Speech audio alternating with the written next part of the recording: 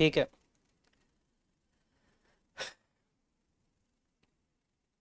नमस्कार साथियों, मेरा नाम है अक्षय और आपका स्वागत है दृष्टि आईएएस चैनल की इस नई वीडियो में। आपको याद होगा कि हमने आपके लिए एक नई सीरीज की शुरुआत की है, जिस सीरीज में हम मुख्य तौर पर आज का जो द हिंदू अखबार रहा था उस अखबार की ज़रूरी खबरों के बैकग्राउंड पर चर्चा करेंगे, उन खबरों को डिटेल से समझने की कोशिश करेंगे, ताकि यदि आपके प्रश्न पत्र में इन खबरों से जुड़ा कोई भी सवाल आता है तो आप उस सवाल को आसानी से हल कर सकें। तो आज की वीडियो बहुत ज़्यादा विशेष रहने वाली है, बहुत ज़रूरी खबरों पर हम बात करेंगे। लेकिन इन खबरों पर बात करने से पहले आप इस वीडियो को अपने दोस्तों, अपने साथियों और अपने परिवारजनों के साथ साझा कर दीजिए, ताकि ज़्यादा से ज़्यादा लोग हमारे इस लाइव से जुड़ सकें, ज़्यादा से ज़्यादा लोगों को इस लाइव का फ़ायदा हो सके और हमें भी एक उत्साह मिल सके, हमें भी एक एनकरेजमेंट मिल सके कि लोग हमारे काम की सराहना कर रहे हैं। तो चलिए वीडियो की शुरुआत करते हैं। सबसे पहले आज का हमारा जो कोट है वो है, every day is a chance to be better, every day is a chance to get better. क्या मतलब है इसका? तो इसका मतलब है कि हर दिन आपको बेहतर होने का अवसर प्रदान करता है, हर दिन आपको एक नई अपॉर्चुनिटी, एक नई संभावना प्रदान करता है। जरूरत इस बात की है कि अगर आप थक गए हैं आज, अगर आपको आज सफलता प्राप्त नहीं हुई है, तो इससे डरना नहीं चाहिए। आपको रात को सोना है और अगले दिन इंतजार करना है कि एक बार फिर से सुबह होगी, एक बार फिर से आपके पास नई संभावनाएं आएंगी, नई अपॉर्चुनिटीज आएंगी और एक बार फिर से आप उन अपॉर्चुनिटीज को प्राप्त करने के लिए कोशिश करते रहेंगे। तो हमेशा बेहतर होने की कोशिश करनी है। हर दिन जो है वो आपको और ज्यादा बेहतर होने का अवसर देता है। तो हर दिन कुछ नया सीखते रहें, कुछ नया करते रहें, चाहे कोई भी चीज आप सीखें, लेकिन आपका कोई भी दिन ऐसा नहीं होना चाहिए जिस दिन आप बिल्कुल भी ना सीखें। सीखना बहुत जरूरी है, तो कुछ ना कुछ जरूर सीखते रहें। ये हमारी आज का हमारा कोट हुआ। अब हम आगे बढ़ते हैं और आज की हमारी वीडियो की जो रूपरेखा होने वाली है उस पर बात कर लेते हैं कि आज द हिंदू की का जो अखबार रहा था उसमें हेडलाइंस कौन कौन सी थी, कौन कौन सी ज़रूरी खबरें थी। तो इसमें जो सबसे पहली ज़रूरी खबर है वो सिक्किम को लेकर है। दरअसल सिक्किम में हमें एक बहुत ही दुखद घटना देखने को मिली है, एक बहुत दर्दनाक घटना देखने को मिली है, जहां पर ग्लेशियर लेक आउटबस्ट हुआ है और इस आउटबस्ट की वजह से अब तक 10 से ज़्यादा लोगों को अपनी जान गंवानी पड़ी है और 23 जो पुलिसकर्मी है, जो सैन्यकर्मी है, वो भी मिसिंग है इस पूरी घटना की वजह से। तो घटना क्या है, इसमें क्या हुआ है, कौन कौन सी चीज़ें शामिल हैं, उन तमाम चीज़ों पर हम बात करेंगे। ये पहली खबर हुई। इसके बाद दूसरी खबर जो है वो केमिस्ट्री को लेकर नोबेल पुरस्कार दिया गया है, उस पर बात करेंगे। रसायन विज्ञान में किसे दिया गया है उस पर बात करेंगे। किस अवधारणा के लिए दिया गया है, वो अवधारणा क्या है, उसकी एप्लीकेशन क्या है, ये भी समझेंगे। इसके अलावा 5वीं पॉजिटिव इंडियनाइजेशन लिस्ट जारी की गई है, स्वदेशीकरण लिस्ट जारी की गई है सरकार की ओर से। तो इस लिस्ट में कौन कौन सी चीज़ें शामिल हैं, इसके अलावा ये लिस्ट सरकार क्यों जारी करती है, इसकी ज़रूरत क्या है, उन तमाम चीज़ों को समझेंगे। सरकार की ओर से एलपीजी सब्सिडी में बढ़ोतरी की गई है, कितनी बढ़ोतरी है, कितने पैसे देने पड़ेंगे, इसका क्या परिणाम है, किस योजना के तहत की गई है, इन तमाम बातों पर हम डिस्कशन करेंगे। इसके अलावा एयरक्राफ्ट लीज नियमों को लेकर सरकार ने कुछ छूट प्रदान की है। क्या छूट है, उसका बैकग्राउंड बड़ा दिलचस्प रहा है, एक पूरी घटना है, एक पूरा विवाद है। उस विवाद पर हमने पहले बात की है, लेकिन आज भी हम उस विवाद पर बात करेंगे, विस्तार से बात करेंगे। इसके अलावा अंत में जो दूसरी जरूरी खबरें हैं उन पर भी हम चर्चा करने वाले हैं। तो ये आज के प्रोग्राम की रूपरेखा होने वाली है कि किन किन बिंदुओं पर आज हम चर्चा करेंगे, किन किन खबरों पर, किन किन विषयों पर आज हम बैकग्राउंड से डिटेल तरीके से समझने की कोशिश करेंगे। तो बहुत सारे लोग हमारे साथ जुड़ रहे हैं, सभी लोगों को गुड मॉर्निंग। और सभी लोगों से ये आग्रह है, अनुरोध है कि ज़्यादा से ज़्यादा लोगों के साथ, ज़्यादा से ज़्यादा दोस्तों के साथ आप इस वीडियो के लिंक को साझा कर दीजिए, ताकि और लोग हमारे इस पूरे लाइव सेशन से जुड़ सकें। तो ये हमने प्रोग्राम का फ्रेमवर्क डिस्कस कर लिया। अब हम मेंस का एक कोट डिस्कस कर लेते हैं। मेंस का ये जो कोट है आज का हमारा, ये भारत के, दुनिया के जो सबसे बड़े साहित्यकार रहे हैं, दुनिया में जितना भी साहित्य लिखा गया उनका नाम सबसे ज़्यादा प्रचलित है। दुनिया के सबसे बड़े नाटककार रहे हैं, बहुत बड़े प्ले राइटर रहे हैं, जिनका नाम है विलियम शेक्सपियर। इनका एक कोट है, इन्होंने कहा है, our bodies are our garden और our wills are our gardeners. क्या मतलब हुआ इसका? तो इसको अगर आप ट्रांसलेट करेंगे तो इसका मतलब निकल के आएगा कि हमारा जो शरीर है, हमारी जो बॉडी है, वो एक बगीचे की तरह है, एक गार्डन की तरह है। और हम उस बॉडी को लेकर, उस शरीर को लेकर किस तरह की इच्छाएं जाहिर करते हैं, किस तरह के डिसीजंस लेते हैं, ये तय करेगा कि हमारा शरीर किस तरह का होने वाला है। यानी कि हमारी जो इच्छाएं हैं, हमारी जो हम चाहते हैं, हम किस तरह के विकल्प चुनते हैं, वो विकल्प जो है वो माली की तरह काम करते हैं, गार्डनर की तरह काम करते हैं। और जो गार्डनर है वो हमारे शरीर को, हमारी बॉडी को एक शेप देता है, एक आकार देता है कि हम किस तरह दिखेंगे। ये जो आकार है ये केवल फिजिकल आकार नहीं है, केवल आपका शारीरिक आकार नहीं है, बल्कि ये आकार आपका मानसिक भी है। वो आकार भी है जो आपको बाहर से नहीं दिखाई देता, जो आपके अंदर मौजूद है। तो यहाँ पर फिजिकल और मेंटल दोनों तरह के स्ट्रक्चर की बात की जा रही है। तो बहुत बेहतरीन कोट है, आप इसको अपने जीवन में भी अपना सकते हैं। सरल सा मतलब यही है कि आप जिस तरह की इच्छाएं रखते हैं, जिस तरह के विकल्प चुनते हैं, वो आपके जीवन को आकार देता है। वही तय करता है कि आपका जीवन किस तरह का होने वाला है, आप किस तरह के होने वाले हैं, और आपका भविष्य किस तरह का होने वाला है। तो इसको याद रखिए। और अगर हेल्थ को लेकर कोई कोट आता है, आपकी इच्छाओं को लेकर कोई कोट आता है, तो आप इसको वहां पर संदर्भ के तौर पर, रेफरेंस के तौर पर पेश कर सकते हैं। तो ये तो आज का कोट हुआ, इसको नोट कर लीजिए। विलियम शेक्सपियर ने कहा है। शेक्सपियर कौन है? दुनिया के सबसे बड़े प्ले राइटर है। तो ये तो आज के हमारा कोट हुआ। अब हम शुरुआत करते हैं और सबसे पहले आज की अपनी पहली खबर देखते हैं। तो आज की हमारी जो पहली खबर है वो सिक्किम से जुड़ी हुई है। सिक्किम में हमें ग्लेशियर लेक आउटबर्स्ट देखने को मिला है। सबसे पहले बात करते हैं खबर किन विषयों से जुड़ती है, किन टॉपिक से जुड़ती है। तो आप इस पूरी खबर को जीएस पेपर 3 और आपदा प्रबंधन जैसे खंड से जोड़कर देख सकते हैं, डिजास्टर मैनेजमेंट से आप इसको जोड़कर देख सकते हैं। तो ये पूरी खबर हुई। अब खबर में हुआ क्या है उसकी बात करते हैं। तो खबर में मुख्य तौर पर सिक्किम की एक झील है। झील का नाम है दक्षिण लहोनक झील।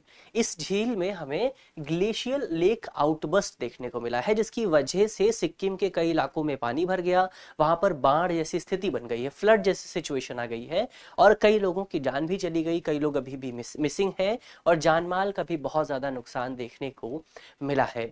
लेकिन इस घटना पर और ज्यादा बात करने से पहले हमारे लिए ये भी जरूरी है कि हम इसको भी समझ लें कि ग्लेशियल लेक आउटबर्स्ट होता क्या है।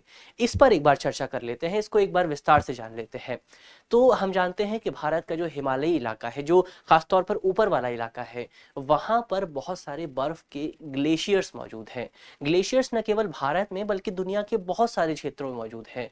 बहुत सारे एरियाज में आपको ग्लेशियर देखने को मिल जाएंगे। तो ये जो ग्लेशियर्स हैं, ये ग्लेशियर्स तो बहुत लंबे सालों से यहाँ पर मौजूद हैं, और तापमान में उतार और चढ़ाव की वजह से इन ग्लेशियर्स का जो पानी है वो पिघलता रहता है। और क्योंकि ये जो ग्लेशियर है ये हजारों सालों से यहाँ पर मौजूद है, तो ये जो पानी लगातार पिघल रहा है, इस पानी ने एक बड़े स्ट्रक्चर का आकार ले लिया है। इस पानी ने एक बॉडी बन गई है, जिस बॉडी को झील भी कह सकते हैं। तो इस पानी ने एक झील के आकार की संरचना ले ली है। जैसे ये आपका ग्लेशियर हो गया, इस ग्लेशियर से जो पानी निकल रहा है वो पानी यहाँ पर झील के आकार, झील के रूप में इकट्ठा होता जाता है। अब कभी कभी कुछ सिचुएशंस ऐसी आती हैं, कुछ परिस्थितियां ऐसी बनती हैं, कुछ कारण ऐसे निकल के आते हैं कि ये जो झील है, इस झील का पानी बाहर आ जाता है। लेकिन उससे भी जरूरी ये बात है कि ये जो झील का पानी है, ये पानी क्योंकि बर्फ के पास मौजूद है, और बर्फ बहुत ज्यादा अस्थिर होती है, बहुत अनस्टेबल होती है, उसके अलावा ये जो पानी है जिस जगह पे बना हुआ है, उसका जो मलबा, उसके नीचे वाला जो हिस्सा है, जो तलछट वाला हिस्सा है, वो बहुत ज्यादा मलबे से बना हुआ है, बहुत ज्यादा अनस्टेबल है। तो इसकी वजह से जब भी यहाँ पर कोई भूकंप की घटना आती है, बहुत ज्यादा बारिश हो जाती है, या फिर बर्फ टूट जाती है, या फिर इसकी जो सीमा है जहां पर ये पानी मौजूद है वो टूट जाता है, तो इस घटना की वजह से जो पानी झील में मौजूद है वो पानी अक्सर बाहर आ जाता है झील से, और बाहर आकर वो आसपास के क्षेत्र में भर जाता है। और इस तरह से इस घटना को हम कहते हैं ग्लेशियर लेक आउटबर्स्ट। तो बहुत सारे कारण हो सकते हैं इसके, जैसे सीमा टूट जाना, बर्फ का ज़्यादा पिघल जाना। अगर बर्फ ज़्यादा पिघल जाती है तो झील में पानी ज़्यादा भर जाएगा, और झील में पानी ज़्यादा होगा तो पानी बाहर आएगा।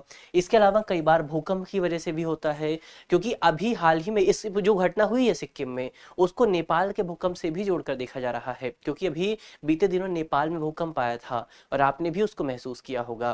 तो उस भूकंप की तरंगों की वजह से भी हो सकता है कि ये जो पूरी झील थी, इस पूरी झील का पानी बाहर आ गया, और ये पानी बाहर आकर सिक्किम के तमाम इलाकों में फैल गया है।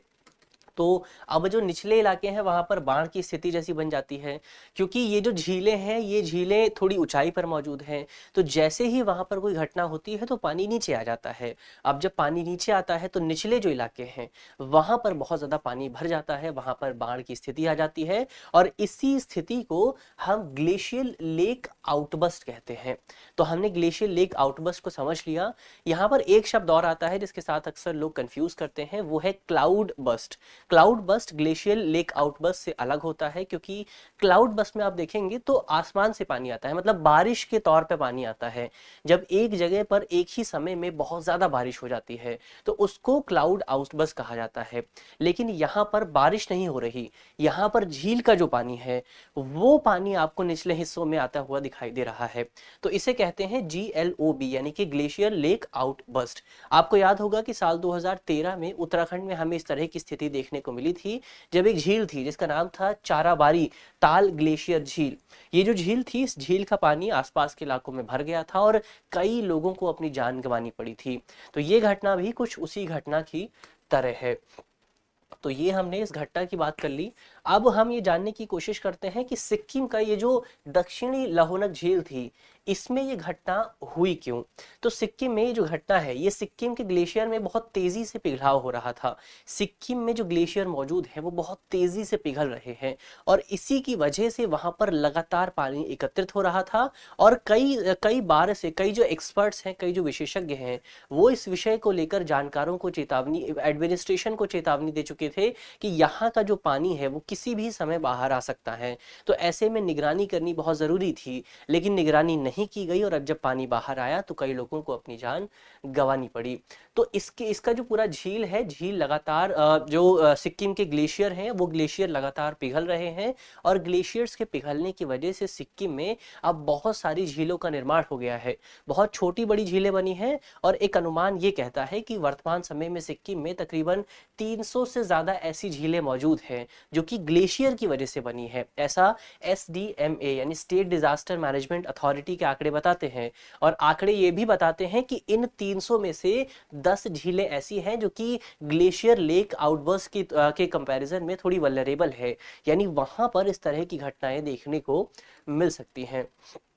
और इसमें भी, इस पूरी घटना में भी जो जलवायु परिवर्तन है वो एक विशेष भूमिका अदा कर रहा है, क्योंकि जलवायु परिवर्तन की वजह से लगातार हमारा जो तापमान है वो बढ़ रहा है। अब जब तापमान बढ़ेगा तो इसकी वजह से जो ग्लेशियर हैं वो और ज़्यादा पिघलने लगेंगे, और ग्लेशियरों के पिघलने की वजह से झीलों में जो पानी है वो बढ़ेगा, और पानी बढ़ेगा तो जाहिर तौर पर वो पानी निचले इलाकों में आएगा और बाढ़ जैसी स्थिति बन जाएगी। तो जलवायु परिवर्तन इसका एक विशेष कारक माना जा सकता है। तो ये तो इस पूरी घटना की बात हुई। इसके अलावा इसमें वे फॉरवर्ड की भी बात कर लेते हैं। तो सबसे पहला वे फॉरवर्ड तो यही है कि हमें इसकी निगरानी करनी होगी, इसका मॉनिटरिंग बहुत ज़रूरी है, और इसका इवैल्यूएशन लगातार किया जाना चाहिए कि वर्तमान में स्थिति क्या है, आगे स्थिति क्या हो सकती है। तो इसके लिए हम अर्ली वार्निंग सिस्टम भी डेवलप कर सकते हैं, ताकि अगर इस तरह की कोई घटना होने वाली हो तो उसका पूर्वानुमान हमें पहले से ही पता चल जाए। तो इस तरह का सिस्टम भी बनाया जा सकता है। सबसे पहले मॉनिटरिंग बहुत ज़रूरी है, अर्ली वार्निंग हमें सिस्टम बनाना चाहिए। इसके अलावा जो लोकल कम्युनिटी है उसके साथ हमें डिस्कशन करना चाहिए, उसके साथ हमें और ज़्यादा संबंध बनाने चाहिए, प्रशासन को और ज़्यादा बेहतर कोऑर्डिनेशन बनाना चाहिए, क्योंकि लोकल कम्युनिटी अगर आपके साथ में मौजूद होगी तो किसी भी घटना को आसानी से रोका जा सकता है, उसमें जो नुकसान होता है उस नुकसान को भी कम किया जा सकता है।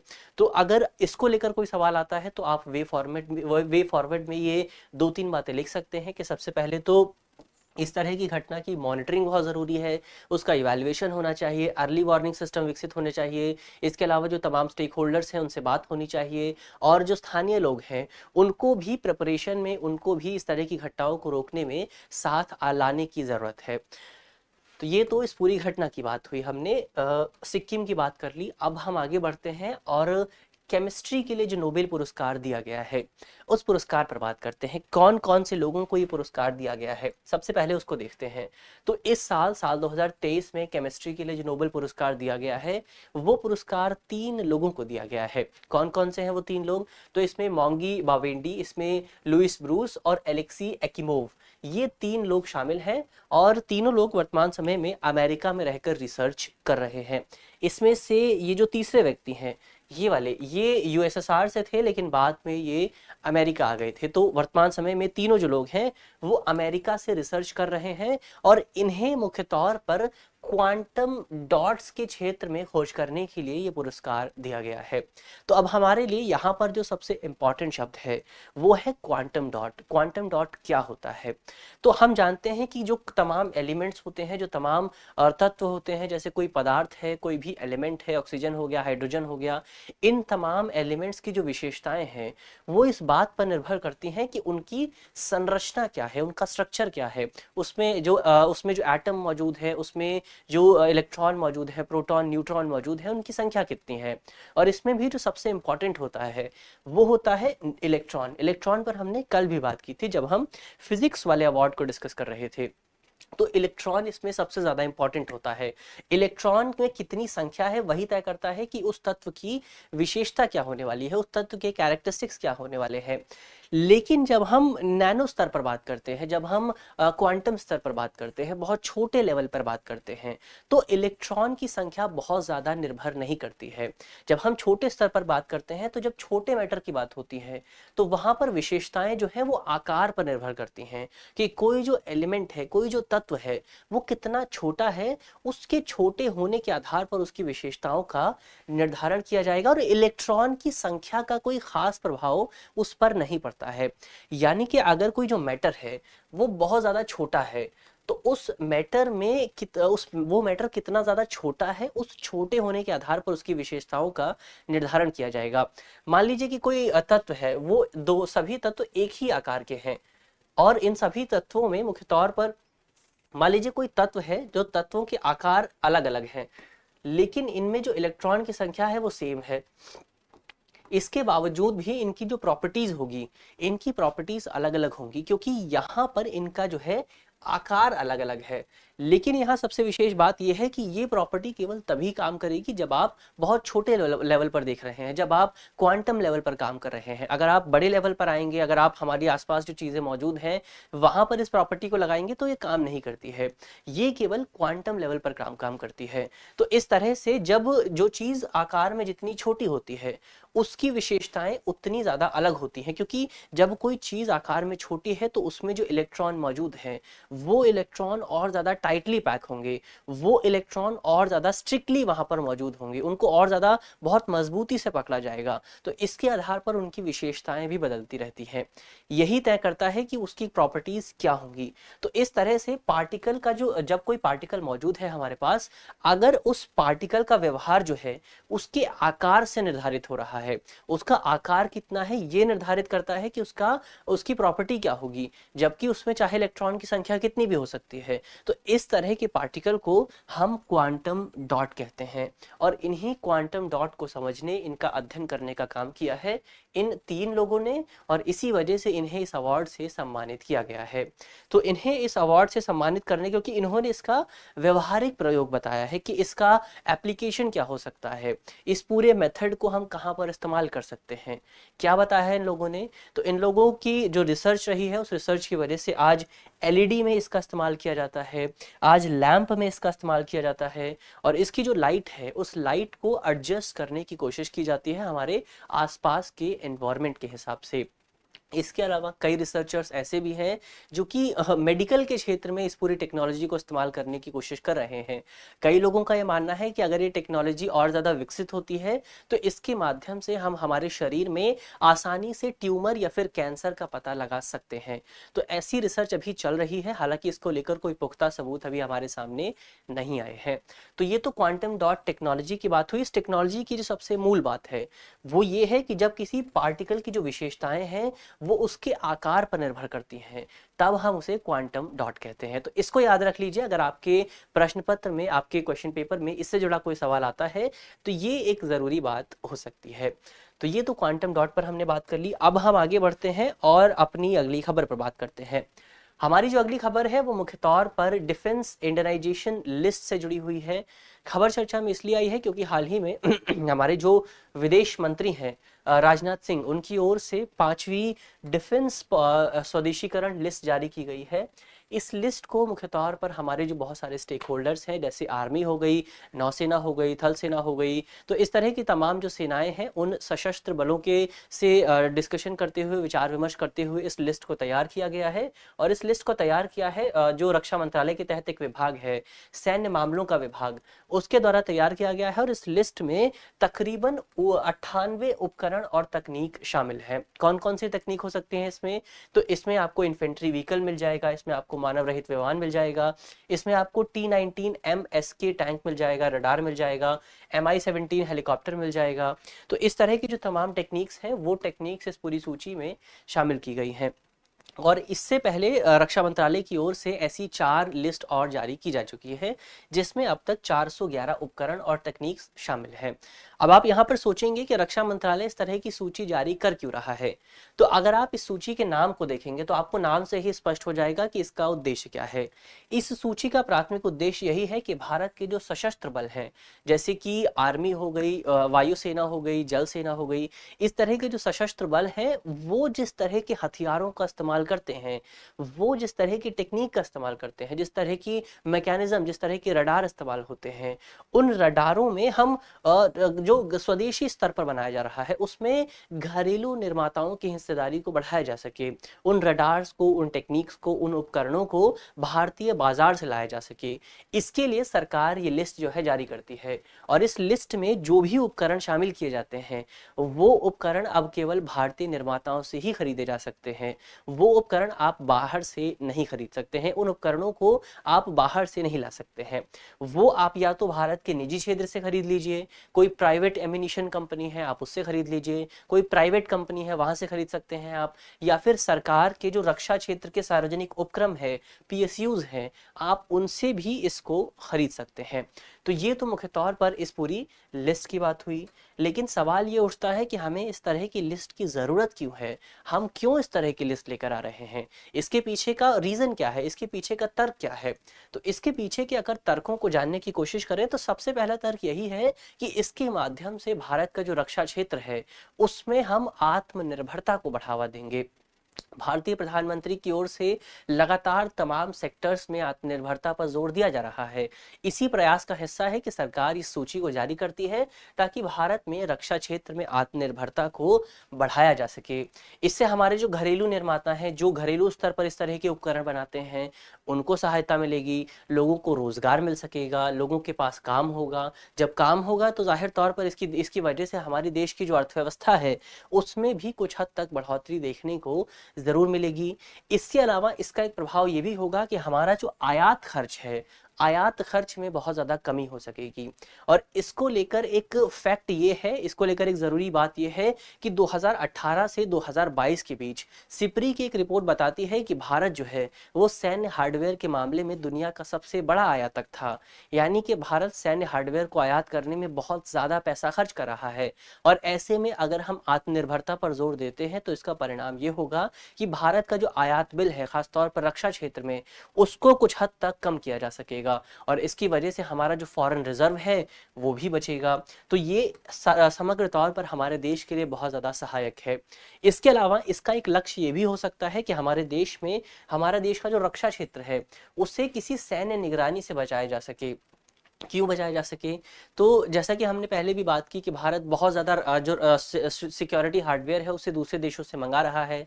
तो ऐसे में इस बात की संभावना बहुत ज़्यादा प्रबल हो जाती है कि जिस देश से हम उपकरण मंगा रहे हैं, हो सकता है उस देश ने उसमें कोई ऐसी टेक्नोलॉजी लगा रखी हो कि वो उसको ट्रैक कर सकता है।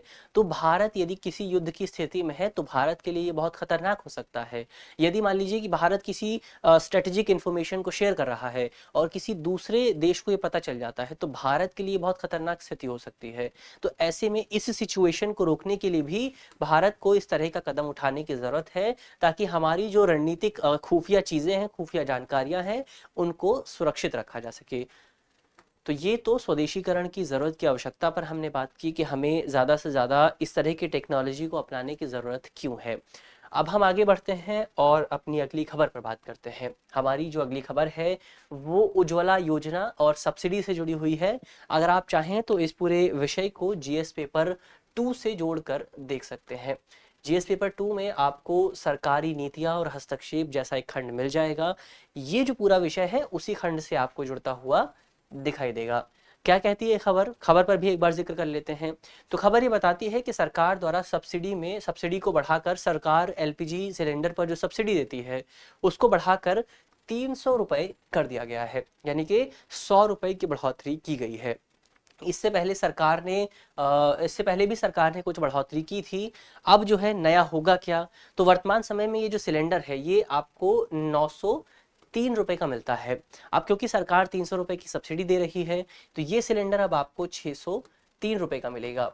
तो सरकार ने 300 रुपए की सब्सिडी प्रदान की है। तो कुछ सब्सिडी सरकार की ओर से दी गई है और इस सब्सिडी की वजह से जो उज्ज्वला योजना के 9.6 करोड़ लाभार्थी हैं उनको बहुत ज़्यादा लाभ मिलने वाला है। लेकिन ये जो योजना है, इस योजना में कुछ समस्याएं भी मौजूद हैं। सबसे पहले हम इस योजना पर डिस्कशन कर लेते हैं कि योजना है क्या। तो अगर प्रधानमंत्री उज्ज्वला योजना की बात करें तो इस योजना को भारत सरकार की ओर से 1 मई 2016 को शुरू किया गया था। और यहाँ पर जो लोग उत्तर प्रदेश में किसी एग्जाम की तैयारी कर रहे हैं, यूपी पीसीएस की तैयारी कर रहे हैं, उनके लिए एक इंपॉर्टेंट फैक्ट ये है कि इस योजना की जो शुरुआत है वो प्रधानमंत्री की ओर से उत्तर प्रदेश के बलिया से की गई थी। तो ये एक इंपॉर्टेंट सवाल है जो आपसे पूछा जा सकता है कि योजना की शुरुआत जो है कहाँ से की गई थी। तो आप इसको याद कर लीजिए कि इसकी शुरुआत बलिया से की गई थी। तो शुरुआत हुई थी 1 मई 2016 को। और इस योजना का प्राथमिक उद्देश्य यही है कि आप अक्सर अगर ग्रामीण इलाकों में रहते हैं तो आपने महसूस किया होगा कि ग्रामीण इलाकों की जो महिलाएं हैं वो खाना बनाने के लिए गोबर, उपले या फिर जो लकड़ियां हैं उनका इस्तेमाल करती हैं। तो इसके दो परिणाम होते हैं। पहला तो ये होता है कि हमारा पर्यावरण जो है, जो इंडोर पोल्यूशन है वो बहुत ज़्यादा बढ़ जाता है, तो इससे हमारे स्वास्थ्य पर भी प्रभाव पड़ता है। और इसका दूसरा परिणाम ये होता है कि खासतौर पर महिलाओं के स्वास्थ्य पर इसका बहुत ज़्यादा प्रभाव पड़ता है। और ग्रामीण महिलाओं की जो एवरेज एज है वो कम हो जाती है इसकी वजह से। तो इसी को ध्यान में रखते हुए सरकार ने इस योजना की शुरुआत की थी ताकि ग्रामीण महिलाओं को खाना बनाने के लिए स्वच्छ ऊर्जा का एक साधन प्रदान किया जा सके। स्वच्छ ऊर्जा यानी कि एलपीजी गैस सिलेंडर प्रदान किया जा सके। इसके तहत इस योजना को मुख्य तौर पर भारत सरकार के पेट्रोलियम और प्राकृतिक गैस मंत्रालय द्वारा शुरू किया गया था। और इस योजना के तहत सरकार सभी ग्रामीण महिलाओं को, या फिर जो बीपीएल वाली महिलाएं हैं, बिलो पॉवर्टी लाइन वाली महिलाएं हैं, या फिर एससी एसटी समुदाय की महिलाएं हैं, किसी वल्नरेबल ग्रुप की महिलाएं हैं, उन महिलाओं को सरकार मुफ्त एलपीजी कनेक्शन प्रदान करती है। और साथ ही जो पहली रिफिल है वो भी प्रदान की जाती है मुफ्त में, एक चूल्हा भी प्रदान किया जाता है मुफ्त में। इसके बाद जो दूसरी रिफिल होती हैं उन रिफिल्स के लिए आपको सरकार पैसे भी देती है, उन रिफिल्स के लिए आपको पैसे देने होते हैं और फिर सरकार उस पैसे पर आपको सब्सिडी जो है प्रदान करती है। तो ये इस पूरी योजना के बारे में बात हुई, हमने योजना को समझ लिया। लेकिन इस योजना में कुछ चैलेंजेस भी मौजूद हैं। लगातार इस तरह के आंकड़े सामने आ रहे हैं, इस तरह की रिपोर्ट सामने आ रही है कि योजना अपने लक्ष्य को प्राप्त करने में सफल साबित नहीं हुई है। क्यों? क्योंकि लगातार पिछले कुछ समय में एलपीजी सिलेंडर की जो दरें हैं, एलपीजी सिलेंडर की जो कीमत है उसमें बहुत ज़्यादा बढ़ोतरी देखने को मिली है। कैसे बढ़ोतरी हुई है? तो अगर आप साल 2018 के आंकड़ों को देखेंगे तो साल 2018 में एलपीजी सिलेंडर की जो कीमत थी वो तकरीबन 495 रुपए के आसपास थी। और 2023 में वर्तमान समय की अगर आप आंकड़े देखेंगे तो हमने पहले भी बात की, एलपीजी सिलेंडर की जो कीमत है वो 903 रुपए है। तो आप देख सकते हैं कि ये तकरीबन 82% की वृद्धि हुई है मात्र कुछ ही सालों में। तो जाहिर तौर पर इसकी वजह से हमारे जो आम लोग हैं उन पर दबाव बहुत ज़्यादा बढ़ रहा है। अब अगर एलपीजी सिलेंडर की कीमत ही 903 रुपए होगी तो इसके बाद 300 रुपए की सब्सिडी देने के बावजूद भी कीमत जो है वो 600 ही आ रही है। और 2018 में जो कीमत थी वो 400 के आसपास थी। तो जाहिर तौर पर यहाँ पर सरकार ने कीमत को बढ़ाने के लिए कोई खास प्रयास नहीं किया है, और इसकी वजह से जो रिफिलिंग की दर है वो दर बहुत ज़्यादा कम हो गई है। जैसे कि आंकड़े ये बताते हैं कि साल 2022-23 के दौरान जो तकरीबन इस पूरी योजना के 9.5 या फिर 9.6 करोड़ लाभार्थी हैं, उन लाभार्थियों में से 1.8 करोड़ लाभार्थियों ने रिफिल ही नहीं करवाया। इसका क्या मतलब हुआ? तो इसका मतलब ये हुआ कि मुख्य तौर पर जिन 1.8 करोड़ लोगों ने इस योजना का लाभ उठाया था, इस योजना के तहत सिलेंडर प्राप्त किए थे, उन्होंने केवल एक बार ही सिलेंडर का इस्तेमाल किया और दूसरी बार वो सिलेंडर को रिफिल कराने नहीं गए और दोबारा से वो उन्हीं स्रोतों का इस्तेमाल करने लगे। दोबारा से वो खाना बनाने के लिए लकड़ी का इस्तेमाल करने लगे, गोबर का इस्तेमाल करने लगे और दोबारा से वो उन्हीं परिस्थितियों में वापस आ गए। तो योजना इस तरह से बहुत ज़्यादा सफल साबित नहीं रही है।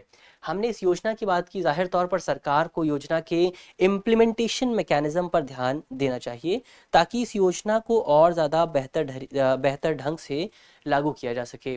तो ये तो योजना की बात हुई। अब हम आगे बढ़ते हैं और अपनी अगली खबर पर बात करते हैं। हमारी जो अगली खबर है वो मुख्य तौर पर जो एयरक्राफ्ट रिकवरी रूल्स हैं उन रूल्स से जुड़ी हुई है।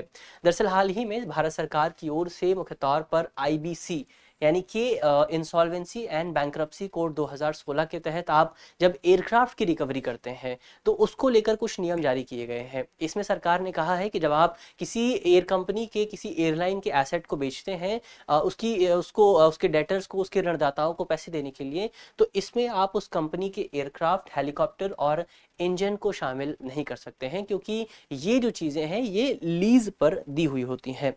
अब इस पर बात करते हैं कि ये है क्या। लेकिन इस पर बात करने से पहले आपको ये समझना होगा कि इस मामले का बैकग्राउंड क्या रहा है। इस मामले में जो एक एयरक्राफ्ट है उस एयरक्राफ्ट का नाम है गो एयरलाइंस। तो ये जो गो फर्स्ट है ये कंपनी मुख्य तौर पर बहुत ज़्यादा चर्चा में है। इसी कंपनी को लेकर ये पूरी खबर जो है सामने आई है। क्या कहती है खबर? सबसे पहले बैकग्राउंड पर बात करते हैं। तो इस पूरे विषय की शुरुआत होती है जब गो फर्स्ट की ओर से NCLAT यानी कि नेशनल कंपनी लॉ ट्रिब्यूनल में एक याचिका दायर की जाती है इंसॉल्वेंसी के लिए।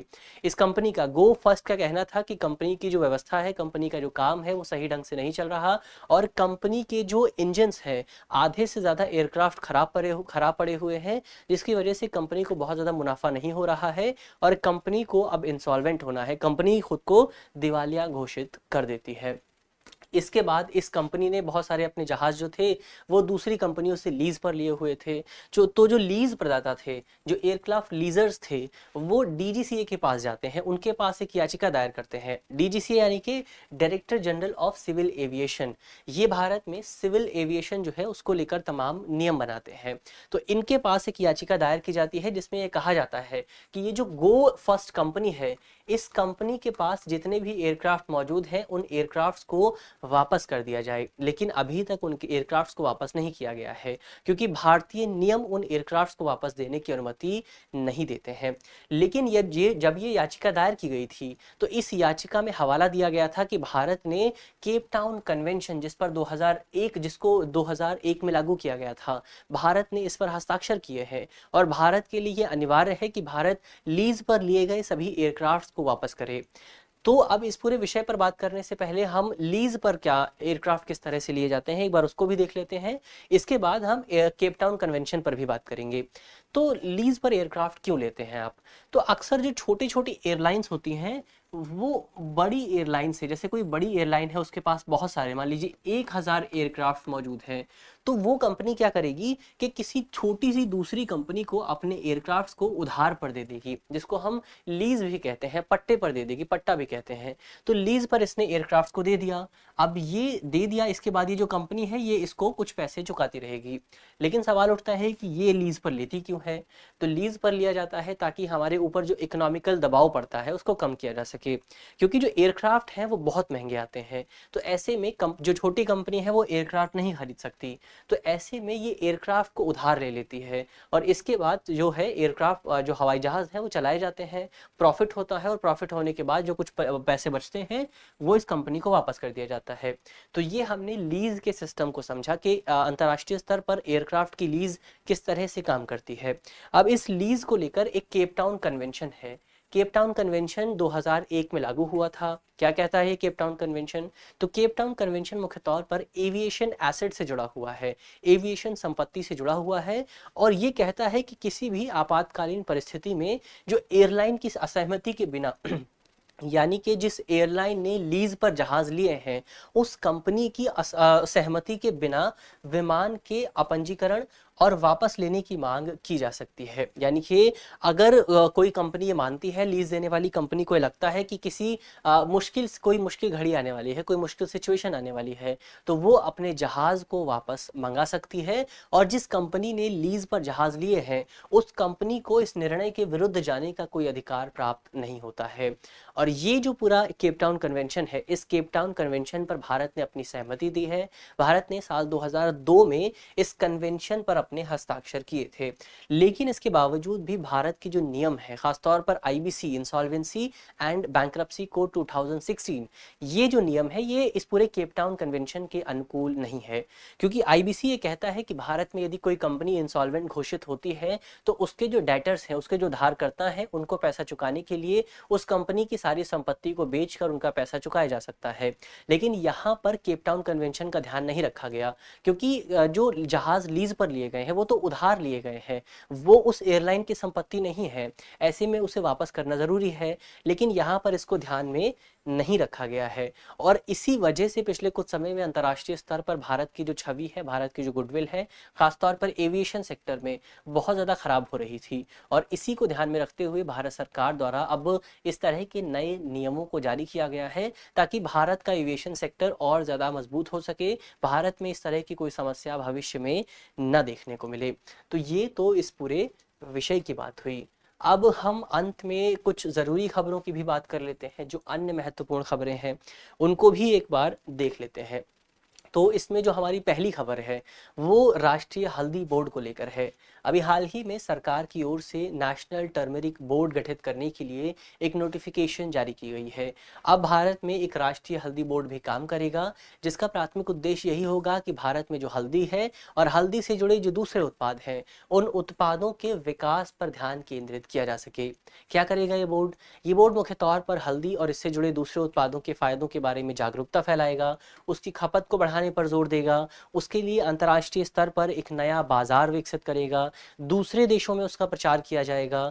इसके अलावा हल्दी को लेकर रिसर्च एंड डेवलपमेंट होगी, और हल्दी का जो पारंपरिक ज्ञान है जो हमारे शास्त्रों में देखने को मिलता है उस ज्ञान को अंतर्राष्ट्रीय स्तर पर ले जाया जाएगा, ताकि ज़्यादा से ज़्यादा लोगों को हल्दी के बारे में जागरूक किया जा सके और हल्दी का एक नया बाजार विकसित हो सके। तो ये करने का जो काम है वो अब राष्ट्रीय हल्दी बोर्ड को दिया गया है। इसकी संरचना क्या होगी, इसका स्ट्रक्चर क्या होगा, कौन कौन लोग इसमें शामिल होंगे? तो इसमें सबसे पहले एक अध्यक्ष मौजूद होगा, जिस अध्यक्ष की नियुक्ति केंद्र सरकार की ओर से की जाएगी। इसके अलावा इसमें भारत सरकार के विभिन्न विभागों के प्रमुख भी मौजूद होंगे, उनका भी रिप्रेजेंटेशन होगा। इसके अलावा जो इसमें 3 राज्यों का रिप्रेजेंटेशन भी मौजूद होगा जहां पर हल्दी उगती है, और 3 ही राज्य होंगे और अलग अलग राज्यों को रोटेशन के आधार पर इसमें सीट प्रदान की जाएगी। तो इसके अलावा 3 राज्यों का रिप्रेजेंटेशन होगा। किसान और निर्यातक जो है, जो लोग हल्दी उगाते हैं, जो लोग हल्दी का निर्यात करते हैं, उनका भी रिप्रेजेंटेशन इसमें शामिल किया जाएगा। तो ये इस पूरे बोर्ड की एक कंपोजिशन होने वाली है। इसके अलावा हल्दी की बात करें तो हल्दी एक तरह का मसाला है जिसे भारत में बहुत व्यापक स्तर पर इस्तेमाल किया जाता है, और भारत हल्दी का बहुत बड़ा उपभोक्ता भी है, सबसे बड़ा उपभोक्ता है, सबसे बड़ा उत्पादक है और सबसे बड़ा निर्यातक भी है। तो भारत इस मामले में बहुत ज़्यादा विशेष रहा है। ये आप याद कर सकते हैं कि अगर हल्दी को लेकर कोई सवाल आता है तो हल्दी के मामले में भारत सबसे बड़ा उपभोक्ता है, सबसे बड़ा उत्पादक है और सबसे बड़ा निर्यातक भी है। भारत में पिछले साल जितना भी उत्पादन हुआ था वो अंतर्राष्ट्रीय उत्पादन का तकरीबन 75% था। यानी कि दुनिया में जो भी उत्पादन हो रहा है उसमें से 75% उत्पादन तो केवल भारत में किया जा रहा है। इसके अलावा अंतर्राष्ट्रीय व्यापार के मामले में बात करें तो दुनिया में हल्दी का जितना भी व्यापार होता है उसमें से 62% जो हिस्सेदारी है वो केवल भारत की रहती है। तो जाहिर तौर पर एक इतना इम्पॉर्टेंट प्रोडक्ट है भारत के इंटरनेशनल ट्रेड के लिहाज से, भारतीय बाजार के लिहाज से, और इसी पूरी वस्तु के उत्पाद को बढ़ावा देने के लिए, इसको प्रमोट करने के लिए सरकार एक नया प्रयास शुरू कर रही है। तो ये तो सरकार के प्रयास की बात हुई, राष्ट्रीय हल्दी बोर्ड की बात हुई।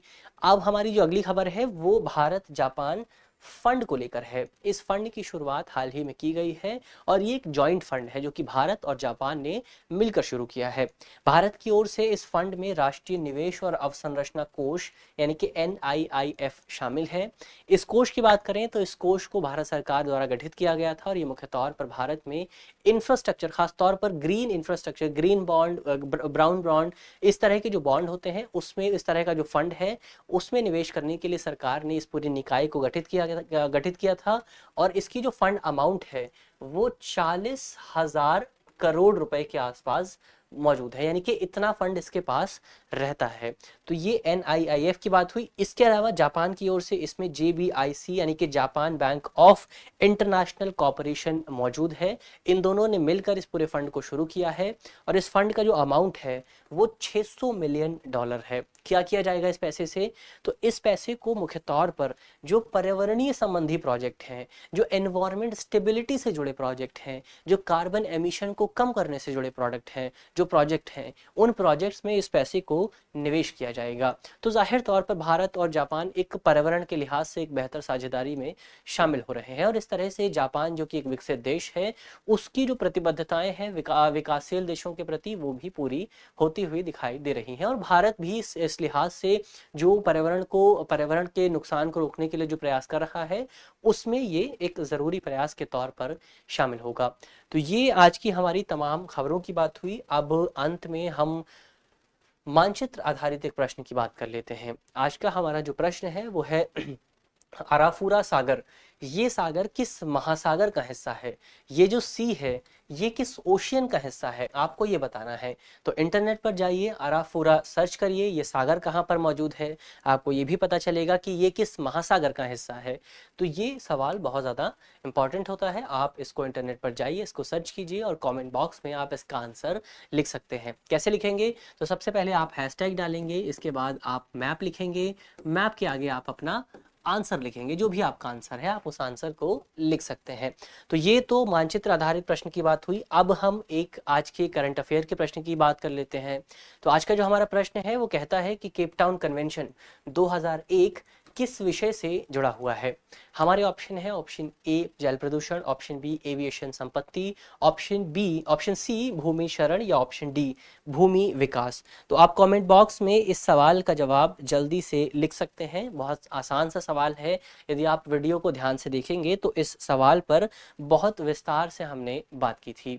तो ये सवाल का जवाब है, आप जल्दी से कमेंट बॉक्स में लिख दीजिए। इसको भी आप कैसे लिखेंगे?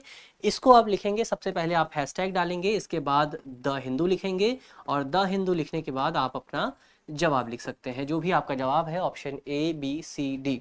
तो बहुत आसान सा सवाल है, कुछ लोगों ने जवाब दे भी दिया है, आप भी दे दीजिए, बहुत आसान सा सवाल है। चलिए ये रही आज की हमारी खबरों की बात। अब आपके लिए हमने एक सूचना कल भी साझा की थी कि जो इन न्यूज़ प्रोग्राम है वो प्रोग्राम अब आपको 3:30 बजे दिखाई देगा। तो उस प्रोग्राम को भी आप देख लीजिए, बहुत विस्तार से किसी विषय पर हम बात करते हैं, तो उस प्रोग्राम को देखना बिल्कुल भी ना भूलें। इसके अलावा इस प्रोग्राम की जो वीडियो है, इस प्रोग्राम की जो PDF है वो आपको हमारे टेलीग्राम ग्रुप पर मिल जाएगी और टेलीग्राम ग्रुप का जो लिंक है वो वीडियो के डिस्क्रिप्शन में होगा। तो ग्रुप से जुड़ना बिल्कुल भी ना भूलें। मिलते हैं आपसे अगले वीडियो में, तब तक के लिए अपना ख्याल रखिए, पढ़ते रहिए और धन्यवाद।